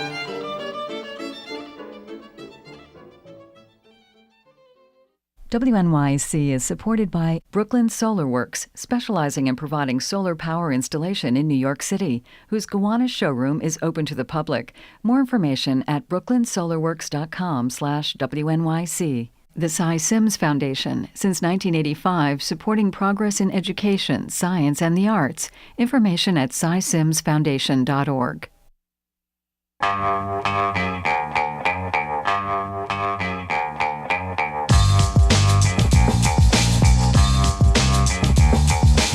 Brian Lehrer on WNYC, live in the Greene Space today. Coming up in a few minutes when Bernard-Henri Lévy finishes up, Mo Rocca will join us live on the Greene Space stage, who you know from Wait, Wait, Don't Tell Me and other things. He's got a new podcast series called Mo Obituaries. So Mo Rocca coming up. Bernard-Henri Lévy's new book is The Empire and the Five Kings, America's Abdication and the Fate of the World. He's in from France, where he is very well known as a public intellectual and a philosopher, to talk about the ideas in his book. I'll mention that he'll also be at the 92nd Street Y tonight in conversation with Simon Schama. So that's tonight at the 92nd Street Y.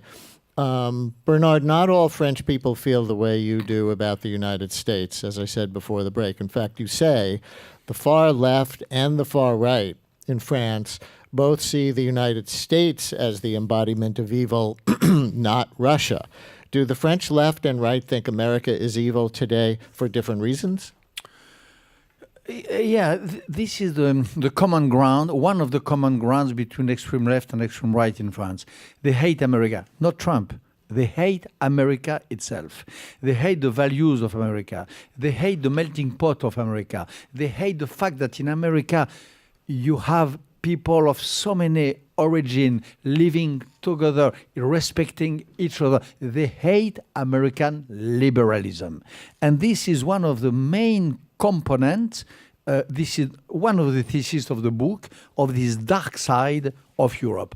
A philosopher like Heidegger in the 30s, who was, as you know, a great philosopher, but also one of the master thinkers, if not the one, of Adolf Hitler. He said that the embodiment of evil was America, because America was a country based on an idea, on a creed, on some values, and not on a race, a pure race, a blood, a soil, and so on. Heidegger was so frightened by this image of Americans moving on from a house to another one, even in the conquest of the West. So this image of America, of a perpetual voyage, a traveling country, is exactly what the fascists in Europe, fascists of the left, fascists of the right, fascists like Jeremy Corbyn, or fascists like Steve Bannon, who is now nearly a French, because he's helping Steve Bannon. You know that he is a main supporter of Marine Le Pen. That makes sense. It makes sense, But they hate America. I could hear some murmurs when you put Jeremy Corbyn on that list. I'm sorry, but Jeremy Corbyn is an anti-Semite, clearly. Jeremy Corbyn is an anti-European. Jeremy Corbyn wants to go from Great Britain to Little England. Jeremy Corbyn thinks that there is too many migrants and too many foreigners in England who are stealing the jobs of the true English. Jeremy Corbyn pretends to be a leftist. He's a reactionary. I'm sorry to say it, but it's true. And I'm sometimes afraid. Jeremy Corbyn is more than Jeremy Corbyn. He's a paradigm. You might have also in America, be careful, a Jeremy Corbynization of your left. Of the Democratic Party. Of the Democratic Party. And this would be the worst. One of the problems which I see in America today, and I say that again with humility, sorrow, and love, because this is my second country. As I always say, as my parents taught me when I was a boy, I would not exist without America, because my family would have been exterminated in the camps. For me, in America, what is sad is that you have the worst right you ever had. This is Trump. And you sometimes have the worst left that you had also, because you have also a radicalization of the left, which would not be good. Do you want to name names?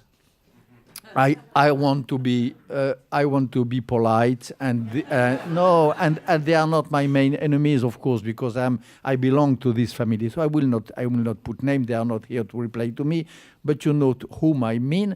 I'm ready for a frank debate, man to man or man to woman. Directly, frankly, I'm ready to that. Let's take a question from here in the Greene Space. I think over here on this side. Hi. Hi, bonjour, bienvenue, hello, welcome. My name is Mark. My last name is Shalom. I was born in Alexandria, Egypt. We lived in Greece, France, and now we're very happy in the United States. My question to you is, there has been a change in the economic status in the United States, in France, in many parts of the Western world, in England, which is causing people to have fear of the other, which is causing people like Corbyn and others, and I hate to say our president, who appeals to the fear and the greed, if you will, of those who think that we should rebel against those who have or work hard, and it creates great problems. So how much of this is a result of socioeconomic downward trends in these various countries, and how do you propose to change this trend? be my guest tonight at the 92nd Street Choir. No, seriously, be my personal guest. Call them, tell them you are my guest. I will reply to this precise question. In a few words, I think that the economic explanation is too short. It is always too short. You know, when in the 30s, you had people who said that the Nazism was due to economic crisis. We know now, historians know that they missed the main point. Today, the real battle is not this one. It's a battle on ideas. You have a real crisis of democracy.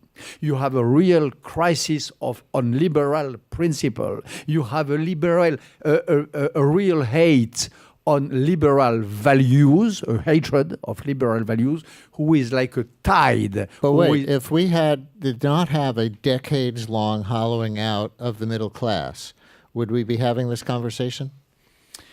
I think so. We are living the third crisis of this sort. We had one at the end of the 19th century. We had one in the 30s, and we have one now. And we have this crisis because, as my friend Bob Kagan says, the natural state of humanity is not liberal values, is not sophisticated democracy. It is jungle. This is a natural state. And from time to time, because of a great leadership, because of sophistication of ideas, because people have a greatness embedded in themselves, you have a blooming of democracy. But often you fall again into the jungle. And we are in a moment now when we fall again in the jungle. So what is really in cause? There is intimate, there is domestic reasons, but you have also reasons coming from outside. Europe, for example, has enemies very strong.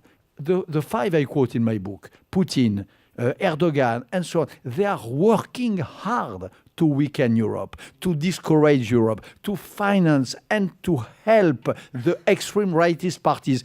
I said that about Steve Bannon before. Yes. Do you know that your Steve Bannon, you got rid of him, but where is he? Steve Bannon now is in France, is in Italy, is in Spain. Yeah. He's campaigning in order to promote all these fascist parties which we have in Europe. This has nothing to do with the economical crisis. This has to do with an orchestrated campaign coming from Steve Bannon and others. Steve Bannon is nothing, of course. It's okay. As Donald Trump is not so much. Yes. You know, they are just epiphenomenons. And my belief, by the way, is that in America, we are too obsessed maybe by Donald Trump. I see the press every morning. I'm so depressed by the press. Donald Trump, the last tweet, what I read this morning about Elizabeth Warren, which is, by the way, disgusting. The fact of speaking, see you in the trail, as he said yesterday. Everybody in America knows that when he says that, he means the Trail of Tears, which means the deportation of the Native Americans in the north of Oklahoma. It is disgusting, but we have to get to try. You think he knows about that? I'm sorry? You think he knows about that? Knows about the Trail of Tears? He probably knows, yes. Yeah. I'm sure he knows. He's obsessed by Jackson. As you know, he's Andrew the only Jackson. One. He's the only one he knows. He knows little about American history. He knows less than myself, and I don't know a lot. But he knows President Jackson. He knows the Trail of Tears. Yes, but we have to oblige ourselves to break the spell of Donald Trump. The real stage, the real picture is so much bigger. We are facing a world with big players. The players I speak in my book, Putin, Erdogan, and the others. So in front of that, poor baby Trump. He's an epiphenomenon. And you can all go look up epiphenomenon after the show. And let's take a phone call, line 8. Marcia in Brooklyn. You're on WNYC with Bernard-Henri Levy. Hello, Marcia. No, Marcia? At the end of the now day, we got you. There we go. I think she was on hold, so she put it on the speakerphone, went to do some things. You can She's be here. excused for doing this. Hi, Marcia. Hi. Go ahead. Oh, my question for you, Mr. Levy, is the conversation between the left, the right, and the middle in the United States around the conflicts in the Middle East, and particularly Israel and Palestine. If you feel they inhabit the same problematic space you already described, or if you think there are other elements that are part of that difficult conversation. No, it is not the same. It is not the same story. Israel, even if I disagree with a lot of aspects of the current policy of the government of Israel, is a great democracy. Still, more than ever, and Mr. Netanyahu might see it very soon. More than ever?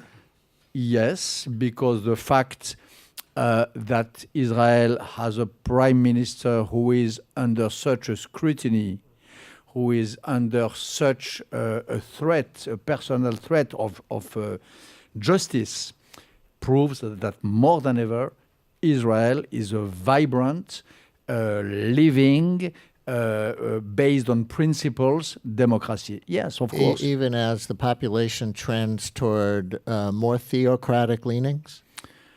I don't see that. I don't see that in the population. There is in the population, like in any democratic country, a struggle of ideas between nationalists and not nationalists. There is a populist trend in Israel, as we have in everywhere, but it is not the main trend and the mainstream. Still not. No, I don't think so. And you will see. You will see the next rendezvous of the Israeli democracy. No. So I don't think that Israel belongs to this picture, and I still believe that in front of the five kings, in front of their cruel and crude attack on democracy and liberal values, Israel stands firm and is a good ally of the West on the good side of the barricade. Although Israel has been portrayed now as, at least under the current prime minister, as making some common cause with those on your list of five kings who it's convenient for them to do so. I mean, Soviet Russia was a murderous enemy of the Jewish people. Now we have this emerging coalition of Trump, Putin, Netanyahu, and MBS, all with nationalistic and, tell me if you disagree, authoritarian tendencies to different degrees. Do we not? You are right.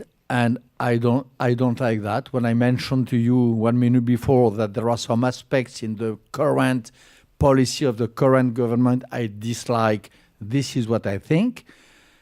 And I believe that sometimes the Israeli government should be better inspired if he could separate the necessary political compromises necessary for any state, including a weak and threatened state like Israel, and the moral excess of embracement. You may make an alliance with, let's say, Donald Trump and not embrace him in such a kissing way, in such a cuddling way. Netanyahu does too much. He is not obliged. He can take what he has to take from the alliance. This is regular political game. But if he compromise the Jewish wisdom, the Jewish wall of words of the invisible citadel of Judaism if he compromise that with the nihilism, the kitsch, and the cynicism which is embodied by the five kings plus Trump, he loses part of his mind. This is what I believe. And there we have to leave it, because I have to go. I mean, Trump's been called many things, but now I'm going to have to go look up epiphenomenon. Epiphenomenon, baby Trump too. You may think about baby That I've Trump. heard before, And yeah. I invite the whole. I like this crowd. Please, come to the 92nd Street Y. I invent now a code. Say that you come from Brian Lehrer BHL. This is the code Brian Lehrer BHL. Call the Y and you will have a discount on the tickets. I promise. Brian Lehrer BHL. You have just driven the 92nd Street Y box office absolutely mad as they have to enter a new code. BHL is Bernard-Henri Lévy. His new book is The Empire and the Five Kings, America's Abdication and the Fate of the World. And that 92Y event tonight is in conversation with Simon Schama. Thank you so much for coming. Thank you, to the Brian. Greene Space. Thank you. Brian Lehrer on WNYC. Mo Rocca joins us next. I'm Cece Winans. Please join me as we explore the history and influence of gospel music on Rock and Soul. You really can't divorce African American musical culture from the gospel tradition. Listen to The Gospel Roots of Rock and Soul from NPR. Tonight at 10 on 93.9 FM, WNYC.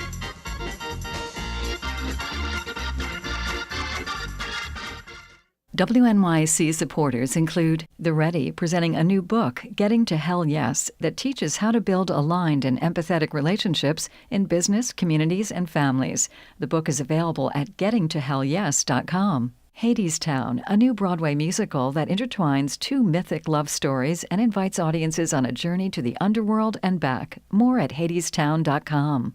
WNYC is a media partner of On Air Fest. This year's lineup includes Radiolab's Jad Abumrad, author Roxanne Gay, poet Tracy K. Smith, talent behind Science Friday, and more. March 1st through 3rd at Wythe Hotel in Brooklyn. Tickets at airfest.com. If you believe democracy requires a free press, your station is WNYC, 93.9 FM and AM 820, NPR News and the New York Conversation.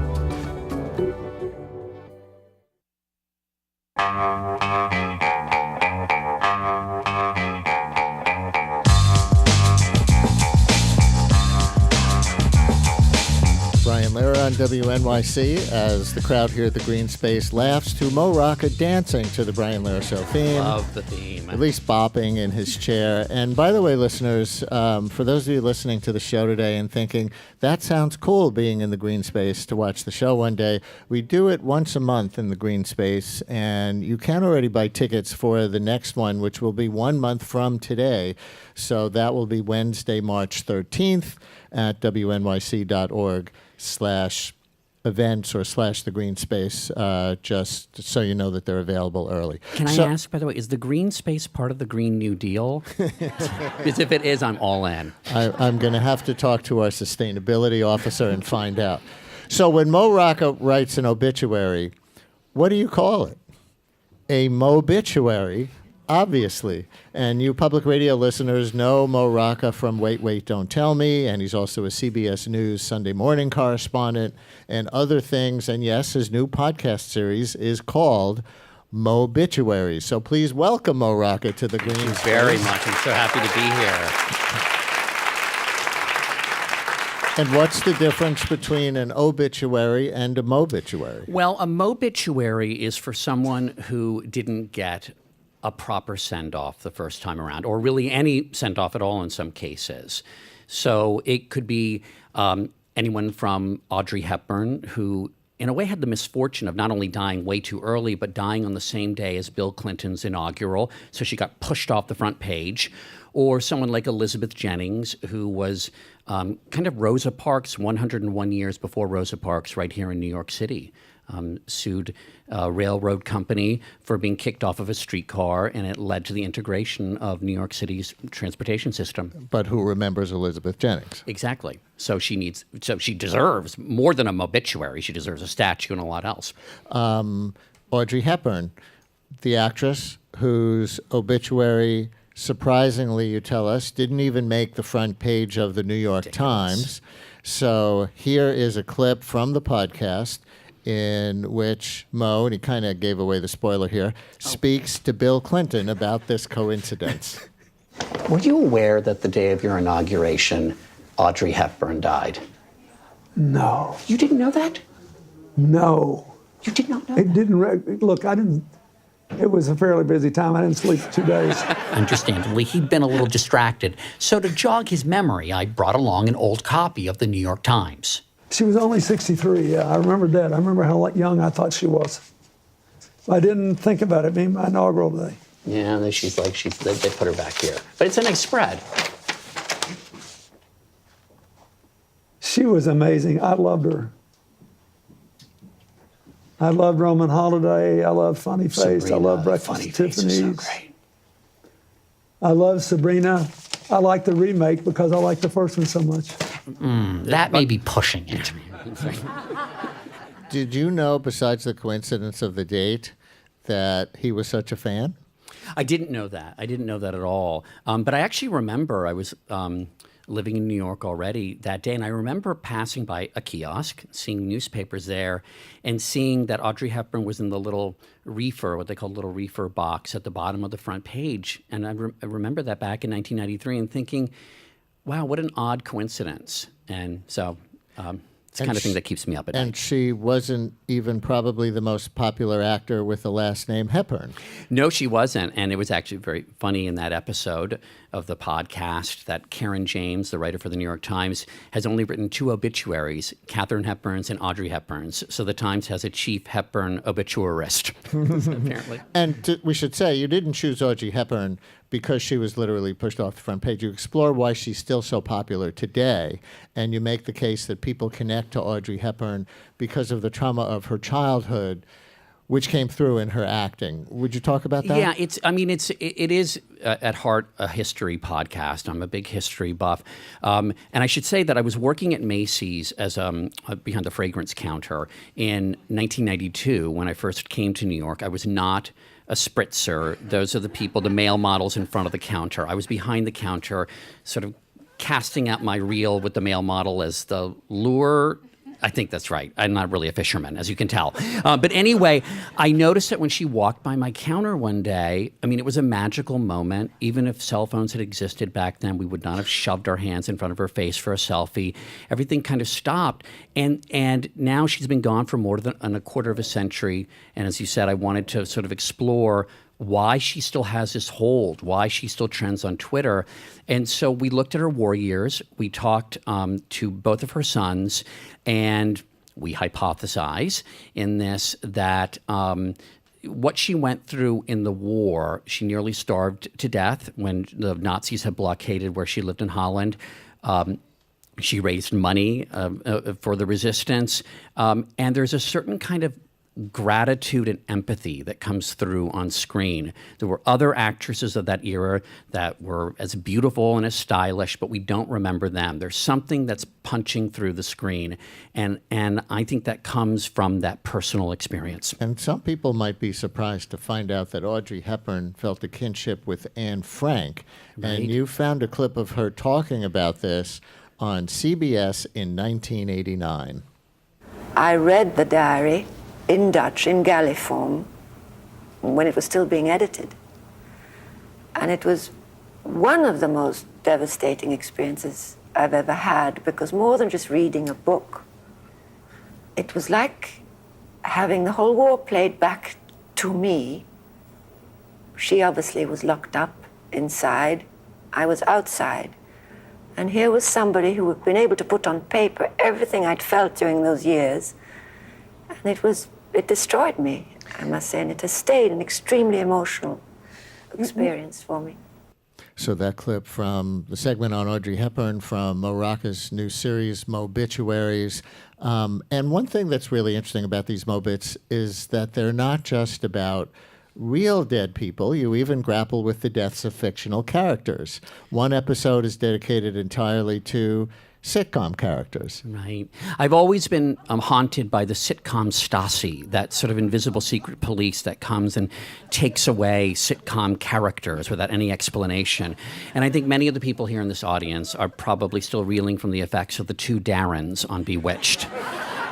That And to make it even more haunting, the sitcom Stassi thought they could pull one over on us by replacing Dick York with Dick Sargent and thinking, okay, you know, they're both named Dick. But one was clearly better than the other. And it was interesting. There's we talked to Lila Garrett, who is a writer, one of the few women who was writing in television back then. And she explained that because the second Darren had less chemistry with Samantha, Elizabeth Montgomery, who played a witch on Bewitched, that it threw off the balance of the show. And so you had to have the wonderful ancillary characters like Paul Lynde and Agnes Moorehead take on more of the comedy. We love those characters, but it was like this. My guest for that episode, Alan Sepinwall, TV critic, said it was kind of like the side dishes became the entree. And I talked to Henry Winkler about the Chuck Cunningham syndrome. Some people may remember, perhaps you've repressed it, that on Happy Days, Ron Howard's character, Richie Cunningham, had an older brother for the first 2 seasons. He basically walked through the scene, dribbling a basketball, eating a sandwich. And as the Fonz became more popular, it made sense. Gary Marshall, the very smart show creator, said, well, he's really the older brother. I mean, Richie Cunningham's going to go to the Fonz for advice on girls and things like that. So Chuck Cunningham had to be disappeared. There was just no two ways. And you can't kill the character since it's a sitcom. Did they write him out, or did he just stop being there? Yeah. Like, right. And in that episode, you point out that characters don't usually die in sitcoms, unlike, say, characters in Law and Order or Game of Thrones. Right. I think on Game of Thrones, it's about a 76% kill rate. Like, the characters die that much. And I died on Law and Order, Criminal Intent, and I blew up in a car in the first 5 minutes. But the residual's still the same, so that's okay. But we did talk to the fabulous Sandy Duncan, and she replaced Valerie Harper. Some people may remember from in the very, with all due respect, mediocre 1990 sitcom Valerie. Valerie Harper wanted more money, so they actually killed her character. So she died on the show. So so we explored different kinds of sitcom deaths. And do you think we mourn symbolic losses like entertainment losses in some of the same ways that we would mourn a real-life loved one? Not to trivialize real-life mourning, but I think we see it in people's reactions to final episodes of shows they love going off the air, things like that. Oh, sure. I was sorry to see Miss Ellie go on Dallas, but she had a good life. Yeah, I think a lot of people do. I mean, remember, the last episode of MASH, for heaven's sake. So, and I should say Henry Blake dying. And what made it even worse is that he went on to do the sitcom Hello, Larry. Bad move. My guest is Mo Rocca. His new podcast series is called Mobituaries. But can I tell you, a friend of mine heard Mobituaries and said, so is this just stuff that you complain about? Is this just an hour of you complaining? And I said, no. I was looking to see if the TCH was in the spelling, but it wasn't. But the first episode of the series is on a comic named Vaughn Meader. Anybody here know that name? Raise your hands. Yes, probably those of a certain age who people might remember was a wildly popular impersonator of President Kennedy. So we're going to play a clip in a minute, but was Meader a controversial figure at the time? Meader was surprisingly a controversial figure, and the first Family album, which was a sensation for a long time, the highest-sounding comedy album of all time. While Kennedy was president. Right? Yes. I mean, while it sold more, I think in a few weeks than My Fair Lady had sold in years. It was extraordinary. And when you go back and listen to it, you can hear it on YouTube, the whole thing. It's about a half hour long. It's like a gentle spoof of the Kennedy family. It's very affectionate. But what we found when we went and did this episode is it wasn't just about the death of a man's career, Vaughn Meader, whose career essentially died on November 22nd, 1963, but it was also about the death of a certain kind of political comedy, something, it was what was really fascinating. Jack Parr introducing Vaughn Meader at the height of his success. He's just going to come on, he's going to do a JFK impersonation. It's very affectionate, but Jack Parr essentially apologizes ahead of time and says, I realize this is a little edgy. My goodness, how times have changed. And I'm not, and by the way, I'm not saying we should go back to that time, but one thing I'm hoping to do with this series is kind of memorialize a time, not just a person. I think Colin Jost was just last weekend apologizing before Alec Baldwin came on to play Donald Trump. Kidding. But did Kennedy ever react to Vaughn Meader? Did they care? Kennedy in a press conference, and we included in the episode, he was sort of good-humored about it. He said he thought that Vaughn Meader sounded more like Teddy. And so he seemed to handle it well. Jackie Kennedy did not like it, and she was kind of humorless about it. She thought that she couldn't believe that this was happening. And again, if you hear the episode and want to hear the album again, it's gentle. But the point here, I think, from a obituary standpoint is when the real John F. Kennedy was assassinated, poof, there went Vaughn Meader's career. I mean, comedians are tortured as it is, and for this to happen, I mean, it's almost like Greek myth proportions of tragedy, and obviously he didn't biologically die, but almost symbolically, it feels like Vaughn Meader lived for another 40 years and kind of wandering through the desert, and you know, part of what was so interesting about doing this episode was hearing from the man himself in the CBS News archives. There was an almost entirely unaired 90-minute interview. Can I play? I have a minute of it. Should I play it, or do you want to set it up further? I can set it up. I can set it up further. And it was, and so this interview, one of our great producers, Megan Marcus, found this interview in the CBS archives. 90 minutes of him shortly before his death, really talking about what it was like to be treated as dead when you're still alive, because people didn't want to look at him. And so this is the last time that Vaughn Meader publicly did his JFK impersonation from this 1998 sit-down on CBS. 200 years ago in Concord, Massachusetts, a shot was fired that was heard around the world. 30-something years ago in Dallas, Texas, another shot was fired that was heard around the world. The first bullet fired from the Concord Bridge signaled the birth of the American spirit. The second bullet fired from the Texas Book Depository attempted to win that spirit, and we have seen in the last 30-something years how nearly successful that second bullet was. But in the final analysis, there is no bullet, there is no bomb, there is no power on the face of this earth that can destroy the American spirit.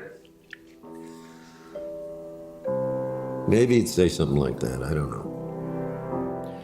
Whoa, you know, I didn't realize until just now, the second time I heard that clip, that he must have been asked, what might have John Kennedy said about his own assassination? That's exactly what it was. A young producer way back in 1998 went down and found him in Florida, interviewed him, and then at the end asked him, and Vaughn Meader says he had not imitated Kennedy for a very long time, but asked what he might say now as Kennedy. That's what he came up with. He didn't come up with a cheap joke, and I mean, it's harrowing and poignant. Let me touch on your episode called Forgotten Forerunners, and you gave us a preview of this before, talking about Elizabeth Jennings, a civil rights pioneer, 100 years before Rosa Parks. And there was, give us a sense of the case around that with the future president, Chester Alan Sure, Arthur. I'm a big presidential history buff, and I really like the obscure presidents, the ones all between Lincoln and Teddy Roosevelt with all the facial hair. Usually they live in Ohio. A couple of them were knocked off. They've got great mutton chops. And I was reading about Chester Alan Arthur, who I should say was not from Ohio. But anyway, I was reading a trivia book about these presidents, and it said that he had represented a woman, an African-American woman named Elizabeth Jennings in 1854 when she was kicked off a streetcar in Lower Manhattan. She was on her way to church, and she physically fought to get back on, and eventually they just threw her into the street, and the streets were disgusting then. If you've ever seen Gangs of New York, it's that area of the 5 Points. And we've got 30 seconds left in the show. Go ahead. Is there a clip? I'm giving. Okay. No. There's the time for questions? I love questions. Can't we just go another hour? Who's next? Have to come back. We're gonna. Sorry, Allison, you don't get to do your show today. Mo Rocca wants to take questions. We will have to leave it there. With I know, it's Mo really Rocca. lousy. You know I love coming here. Obituaries. Yes. Well, I was going to take the time to say that. Correspondent for CBS Sunday Morning, panelist on Wait, Wait, Don't Tell Me. His new podcast series, Obituaries, is about the history of people and things that have disappeared but continue to intrigue him. What's the next one up? Sammy Davis Jr. and Sammy Davis Jr. We're dropping, as the kids say, this Friday.